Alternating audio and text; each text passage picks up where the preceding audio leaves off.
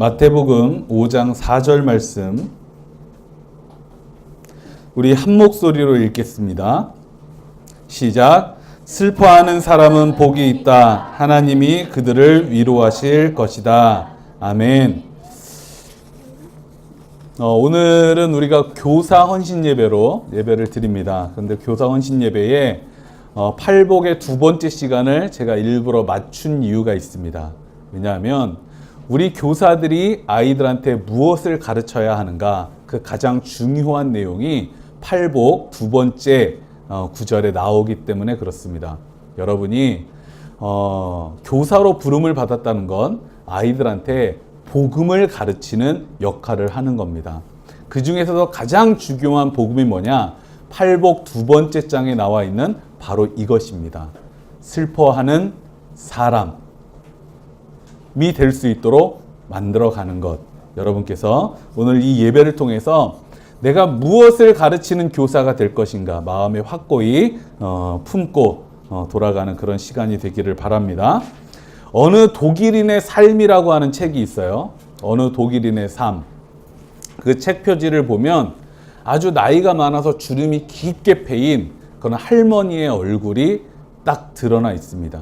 이 어느 독일인의 삶이라고 하는 책은 어떤 책이냐면 브룬힐데 폼젤이라고 하는 할머니를 인터뷰한 책입니다. 먼저 어느 독일인의 삶이라는 제목의 다큐멘터리, 인터뷰 다큐멘터리가 나왔고 그 다큐멘터리의 내용을 책으로 펼친 거예요. 이 책의 주인공은 누구냐? 브룬힐데 폼젤이라고 하는 106세의 할머니입니다. 이 할머니가 106세나 돼가지고 왜 카메라 앞에 섰을까?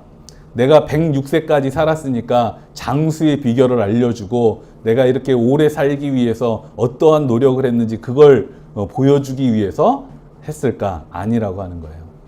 이 브룬힐데 폼젤이라고 하는 이 할머니는 원래 괴벨스라고 아세요? 요제프 괴벨스라고 하는 나치의 선전 부장을 했던 나치의 2인자였죠. 사실상 그 사람의 비서를 했던 사람입니다. 그러니까 이 요제프 괴벨스가 독일인들을 선동하기 위해서 썼던 많은 연설문들이 이 폼젤의 손에 의해서 타이핑이 되고 다른 각지로 글이 되어서 뻗어나갔다라고 하는 거예요. 우리가 보기에는 이 폼젤이라고 하는 사람이 어떻게 보입니까? 아주 심각한 나치의 부역자처럼 보이죠. 그런데 이 폼젤이 왜 카메라 앞에 섰느냐? 나는 아무런 책임이 없어요 라고 하는 말을 하고 싶어서 카메라 앞에 섰다라고 하는 겁니다. 그동안은 자기가 나치의 부역자라고 하는 낙인이 찍혀 있었기 때문에 자기의 정체를 숨기면서 살아왔어요. 내 죽음을 눈앞에 두고 자기가 이 말을 꼭 하고 싶은 거예요.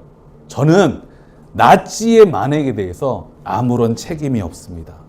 그러면서 심심치 않게 이 폼젤이 나치를 비판하는 이야기도 합니다. 폼젤은 독일의 상황을 이렇게 설명을 해요. 당시 독일인들은 나치를 지지하면 세계를 지배하는 1등 국가가 될 거라고 믿었습니다. 그런 꿈에 빠져 있었습니다. 독일인처럼 뛰어난 인종이 세계를 지배하는 게 정이라고 믿었습니다. 이것이 나치를 탄생시켰던 독일인들의 정치의식입니다 라고 이야기를 해요. 그러면서 뭐라고 덧붙이냐면 이거는 독일인들의 이기심에 불과했습니다 라고 얘기를 해요. 폼젤은 이런 이야기를 구구절절하게 하면서 나치를 비판하고 독일인들의 정치의식을 비판하면서 뭐라고 이야기하냐면 저는 나치의 선전선동에 한 번도 동의해 본 적이 없습니다라고 말을 해요. 저는 정치에 관심이 있는 사람이 아니었습니다. 제가 오로지 가장 관심을 가졌던 존재는 누구냐? 나 자신이었습니다. 저는 나치를 사랑하지 않고 나 자신을 사랑했을 뿐입니다. 이게 이 폼젤이라고 하는 여자가 가장 강력하게 주장하는 내용이에요. 그러면서 폼젤이 어떤 얘기도 하냐면 저는 유대인 친구들과 아주 잘 지냈습니다. 심지어는 내가 괴벨스의 비서로 일을 할 때조차 유대인 친구들과 잘 지냈습니다라고 이야기를 해요. 다만 폼젤은 자기 자신을 위해서 좋은 직장을 얻고 싶었고 연봉이 많은 직장을 얻고 싶었고 거기에서 성공을 하고 싶었다는 거예요. 그래서 괴벨스의 비서가 되고 괴벨스가 자살을 하고 독일이 패망하는 그 마지막 순간까지도 비서의 업무에 최선을 다하게 됩니다. 폼젤은 이렇게 이야기를 합니다. 저한테 죄가 있다면 단 하나, 아마도 무관심일 겁니다 라고 이야기를 해요. 무관심일 겁니다. 그러면서 무관심이 죄는 아니지 않습니까? 라고 반문을 하는 거예요. 절친했던 유대인 친구들이 하나둘 사라져서 돌아오지 못할 때도 폼젤은 그들이 어딘가에서 잘 살고 있겠지라고 생각을 했다라고 하는 거예요. 그 당시는 나치에 의해서 모든 언론이 통제되고 있었기 때문에 진실을 알기가 어려웠다. 진실을 알기가 어려웠다. 간혹 진실을 말하는 사람들도 있었지만 내가 진실을 알게 되는 게 나한테 해로운 결과를 가져올 게 뻔했기 때문에 나는 진실에 눈을 감고 말았다. 그들에게 관심을 갖고 그들을 위해서 무언가를 하기에는 내가 너무나도 소중했다. 그 시절에는 나를 위해서 그렇게 살 수밖에 없는 거였다. 쉽게 말하면 폼젤이 이런 이야기를 하는 겁니다. 나는 정치에도 관심이 없었고 나치에게도 동의하지 않았고 그냥 나는 나 자신을 위해서 살았을 뿐이고 나 자신을 위해서 살다 보니까 슬퍼하는 사람, 고통받는 사람, 억압받는 사람이 있었지만 그들에게 나는 그냥 무관심한 정도의 잘못을 했을 뿐이다 라고 얘기를 하는 거죠. 그런데 이 폼젤의 인터뷰가 나오고 나서요, 독일 사회에서 엄청나게 큰 반향이 일어납니다. 왜냐하면 너도 나도 폼젤의 인터뷰를 보고 그렇게 생각하는 거예요. 아, 우리 모두가 어느 정도는 브룬힐데 폼젤이었구나. 왜 이 사회에는 슬픔이 넘쳐날까? 왜 유럽 사회에서 또다시 구급파가 준동을 하고 파시즘, 나치즘이 다시 고개를 들고 있을까? 많은 사람들이 고민을 하고 있었는데 그들이 하나같이 하는 이야기가 뭡니까? 슬퍼하는 사람, 아파하는 사람, 약한 사람들에게는 관심을 갖지 말고 우리가 우리끼리, 백인들끼리, 독일인들끼리 힘을 모아서 과거의 영광을 회복하자 라고 주장을 하는 거거든요. 유럽의 극우파나 유럽의 파시스트들이나 유럽의 네오나치스트들이나 왜 이럴까? 이 사람들이 왜 다시 지지를 얻고 왜 다시 고개를 들까 고민을 했었는데 알고 봤더니 슬퍼하는 이들에 대한 무관심이 선량한 악마를 탄생시키더라는 거예요. 그러니까 극우파를 지지하고 네오나치즘을 지지하고 파시즘을 다시 지지하는 사람들이 악마가 아니더라는 거예요. 찾아봤더니 그냥 자기가 잘 살고 그냥 자기 삶에만 관심을 오로지 쏟고 있는 그냥 선량한 사람들이더라는 거예요. 과연 우리가 내가 조금 선량하다고 해서 나는 그렇게 나쁜 짓을 하고 살지 않는다고 해서 타인에게 특히나 슬퍼하는 사람들에게 무관심하게 살아도 되는 것인가 생각해 보게 만드는 거죠. 오늘 말씀에서 예수님이 뭐라고 말씀하십니까? 슬퍼하는 사람은 복이 있다. 하나님께서 그들을 위로하실 것이다 라고 얘기하는 거예요. 저는 이 말씀을 들으면서 그런 생각을 해봤어요. 하나님께서 위로하는 슬픔은 어디까지일까? 어디까지일까? 여러분 그런 생각을 해보셨어요?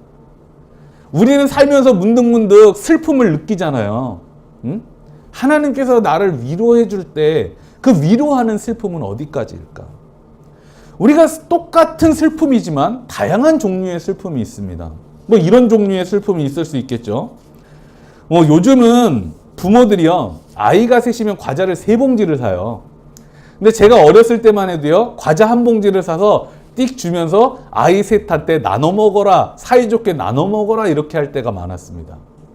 그러면 그 과자 한 봉지를 가지고 셋이서 나눠 먹다가 어떤 일이 벌어지죠? 서로 욕심을 부리게 되고 싸우게 되고 엄마한테 혼나고, 그러면 호되게 혼나가지고 슬퍼하면서 이를 갈면서 서로 팩 토라져가지고 등을 돌리고 끝나버리게 되죠. 그럴 때도 슬픔을 크게 느껴요. 억울하지. 내가 욕심을 더 부린 것도 아니고 서로 욕심을 부린 것 뿐인데, 내가 혼나야 되고, 매를 맞아야 되고, 막 슬프죠. 그런 때가 있었어요. 그런 슬픔도 있습니다. 또 그런 슬픔도 있습니다. 어떤 슬픔일까요? 남이 잘 되는 게 너무 배가 아파가지고 오는 슬픔이 있어요. 제가 이야기를 드렸는지 모르겠는데, 우리 지방의 어떤 미자립교회 목사님이 부모님이 돌아가셨는데, 부모님이 돌아가시고 나서 차가 막 바뀌고 막 옷이 바뀌고 막 이러는 거예요. 그래가지고 목사님 무슨 일이 있나 이렇게 궁금했는데, 나중에 들어봤더니 귀하게 키운 아들이 목회를 한다 그러니까 이 부모님이 아들에 대한 지원을 딱 끊어버렸던 거예요. 그런데 부모님이 돌아가시기 직전에 회개를 하고 모든 유산을 이 목회하는 아들한테 물려주기로 유언을 하셨다는 거죠. 근데 그 물려받은 재산이 수십억 대가 넘는다는 거예요. 그 이야기를 듣는데요, 진짜로 배가 아프더라고. 아이고 배야, 아이고 배야. 사람은 어쩔 수가 없죠. 그렇게 느껴지는 슬픔도 있습니다. 나는 왜 이럴까? 그런 얘기 들으면 그런 생각이 들어요. 나는 왜 이럴까? 내 삶에도 해뜰 날이 올까? 그런 생각을 하면 정말 슬퍼지게 됩니다. 그렇게 느끼는 슬픔도 있습니다. 이런 슬픔은 어떨까요? 분명히 이것도 슬픔을 느낄 겁니다. 내가 무언가 분명히 잘못을 하긴 했는데 잘 감추어놨던 잘못이 들통이 나서 사람들에게 곤욕을 치르게 되고 비난을 받게 되니까 나에게 다가오는 그런 슬픔도 분명히 있습니다. 많은 사람들이 그렇게 생각을 하죠. 야, 이런 슬픔까지 하나님께서 위로해 주실까? 근데 제 개인적인 생각으로는 그런 기대가 있어요. 하나님께서 이런 슬픔도 좀 위로해 주시고, 그리고 위로해 주신 후에 그들이 바른 마음을 가질 수 있도록 인도해 주셨으면 좋겠다라고 하는 게 제 개인적인 생각입니다. 그런데 제가 오늘 말씀드리고 싶은 건, 예수님께서 슬퍼하는 사람이라고 지칭을 했을 때 이 말씀에 해당되는 사람들은 따로 있었다라고 하는 거예요. 특별히 지칭되어지는 사람들이 있었다라고 하는 겁니다. 당시 유대 사회의 민중들은요, 대부분의 사람들, 한 90%에 가까운 사람들이 소작농이거나 영세 농민이었습니다. 소작농이 뭔지 아세요? 지주의 땅을 빌려가지고 그 땅에서 농사를 짓고 지주에게 지대를 바치고 살아가는 사람들. 그게 바로 소작농이죠. 영세 농민은 어떤 사람들이겠어요? 농사를 짓긴 짓고 자기 땅이 있기는 있는데 이 땅떼기가 크지 않아서 맨날 뼈 빠지게 농사를 지어봤자 가난에서 벗어날 수 없는 사람들. 이 사람들을 영세농이라고 이야기를 하죠. 그런데 이 예수님 시대에 이 소작농이나 영세 농민들은 세 가지의 고통을 받으면서 살았어요. 뭐냐면 이 자기가 농사를 지어서 지주의 수탈을 당해야 됐고, 식민지 로마의 수탈을 받아야 됐고, 이 수탈하는 과정에서 세리라고 하는 작자들이 중간에서 착복하는 이 삼중고에 시달려야만 했다라고 하는 거예요.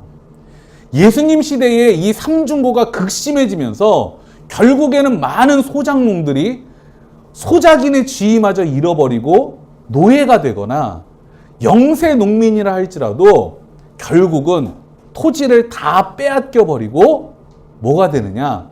유랑 노동자로 전락하게 됐다라고 하는 거예요. 유랑 노동자라고 하면 요즘으로 따지면 그런 사람들입니다. 최저임금을 받는 비정규직 노동자가 되었다라고 하는 거예요. 성경에 보면 포도원 일꾼의 비유라고 하는 비유가 나와요. 근데 그 포도원 일꾼들이 열심히 일을 하고 받는 임금이 얼마냐? 한 데나리온이에요.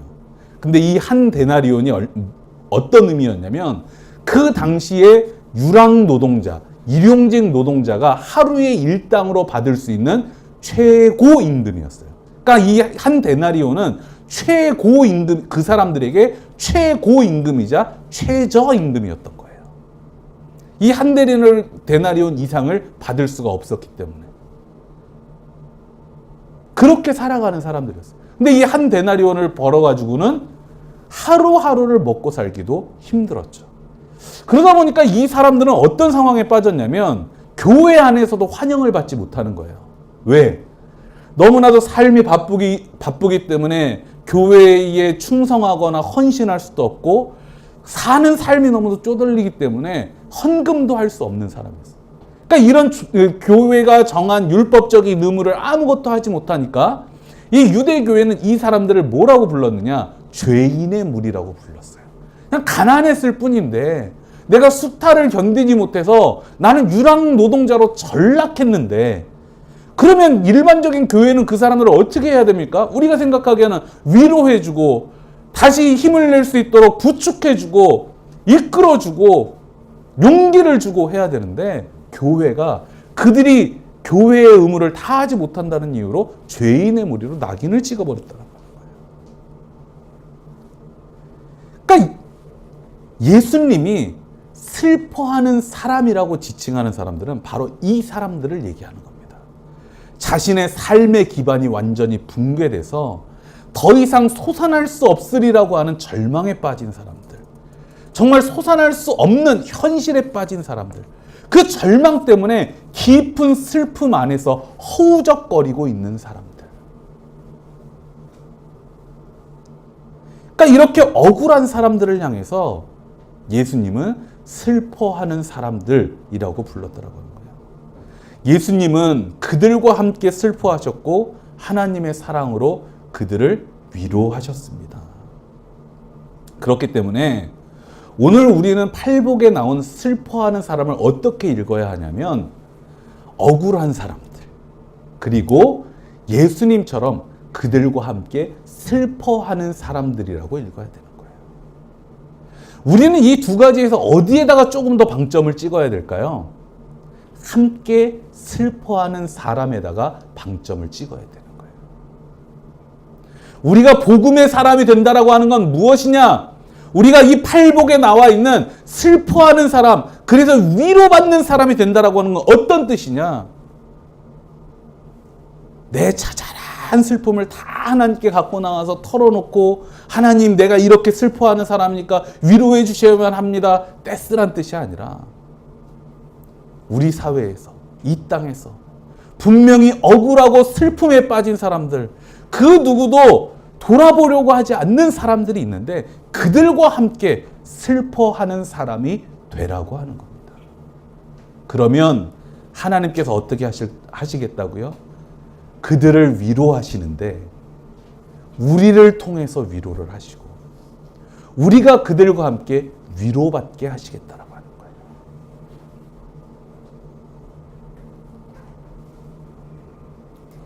저는 어른들에게 꼭 필요한 일이 한 가지 있다고 생각을 합니다. 그게 뭐라고 생각하냐면 저는 동화책을 읽는 일이라고 생각을 해요.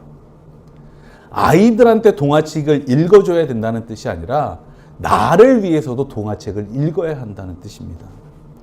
동화에는 크게 두 가지의 목적이 있습니다. 첫 번째는 상상력을 길러주는 거예요. 두 번째는 사람다운 심성을 길러주는 겁니다. 이 두 가지의 목적이 있는 거예요. 왜 우리는 아이들한테 동화책을 읽으라고 할까? 지금은 영상예술이 엄청나게 발전이 돼 있잖아요. 영상예술이 엄청나게 발전이 돼 있어서 우리가 상상할 수 있는 모든 걸 사실은 영화나 TV가 다 보여줍니다. 그렇기 때문에 저렇게 모든 걸 다 영화가, 드라마가 다 보여주는데 왜 책을 읽어야 되지? 생각하기 쉬워요. 그런데 이런 시대에 더 책 읽기가 강조되는 이유가 뭐냐? 남이 그려놓은 세계를 보는 것과 내 머릿속으로 그려보는 게 차원이 다른 일이기 때문에 그래요. 영어에서 상상하다가 무슨 단어죠? imagine이라고 하는 단어예요. imagine. imagine이라고 하는 단어는 어디서 나온 겁니까? 이미지에서 나온 거예요. 내 머릿속으로 내가 상상하는 바를 막 그려볼 수 있는 게 뭐예요? 상상하는 힘이 된다라고 하는 거예요. 그래서 영화가 드라마가 다 보여줄 수 있지만 우리는 책을 읽어야 된다라고 하는 거예요. 저는 어른들에게도 이런 상상력이 필요하다라고 생각을 합니다. 내가 그냥 익숙한 것, 내가 잘 알고 있는 그 세계에만 빠져서 사는 것이 아니라 내가 살고 싶은 세상, 내 아이들과 함께 살고 싶은 세상을 꿈꾸고 펼쳐볼 수 있는 것, 내 머릿속에서 그려볼 수 있는 것, 이게 정말 어른들한테 필요한 세계예요. 그런데 더 중요한 게 있어요. 이 동화의 가장 중요한 기능 중에 하나는 뭐냐면 사람다운 심성을 길러주는 겁니다. 사람은요, 무엇을 보고 무엇을 듣느냐에 따라서 그 심성이 달라지는 거예요. 우리가 아주 익숙하고 너무나도 너덜너덜하게 우리가 그냥 고리타분하게 생각하는 고사성어가 있죠. 맹모삼천지교라고. 이 맹모삼천지교가 뭡니까? 아이들을, 자기 자식을 맹자의 어머니가 시장 바닥에 갖다 놨더니 장사꾼의 심성이 되고 뭐 이러더라는 얘기 아니에요?